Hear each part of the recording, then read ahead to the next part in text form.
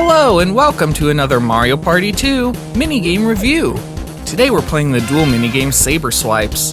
If quick draw corks, good old-fashioned cork gun dueling wasn't your style of fighting, maybe this will be more up your alley. Each player has a saber. 5 buttons will pop up above your head, and the first player to correctly enter each button will swipe their way to victory, winning all the coins that are up for grabs. So how did you think this one compared to quick draw corks and the other duel minigames we've played? You know, this one's like a mixture of quick draw corks and mushroom brew, and I liked both of those a lot. But this one I didn't really enjoy that much. It was okay. Yeah, I feel the same way. I don't know if I can really pinpoint the big issue with this one, but it just didn't really feel rewarding to play.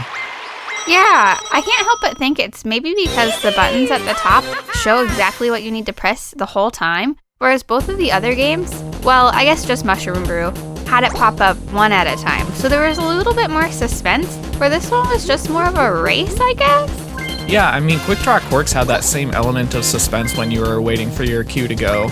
Maybe that is what the issue with this one is. There's not a whole lot of time for you to feel tense because you're just kind of hitting the buttons and seeing what happens. Mushroom Brew I felt worked because every time you would hit a button or every time you would miss, you would get more and more tense as you saw your opponent doing well. This one doesn't really give you a chance to see how well or how bad they're doing. It just kind of happens and then it's done. Yeah, I mean, I never looked to see how you were doing. I was just focused on pressing the buttons as fast as I could and making sure I was accurate at pressing the correct button. But I think when you're just focusing on what you're doing, it's not as much fun, I guess. It takes out that competitive spirit. That must be it. I know we've said that part of the reason these duel minigames are so good is because they're really short and sweet, but this one, I feel like it was just missing something. It came and went, and I think because there was no sense of rewarding feeling to it, it just felt like it was lacking something. Yeah, I don't think this would be as much fun to watch too if you're the other 2 players that aren't playing compared to watching Mushroom Brew. However, I did like it a lot more than Psychic Safari.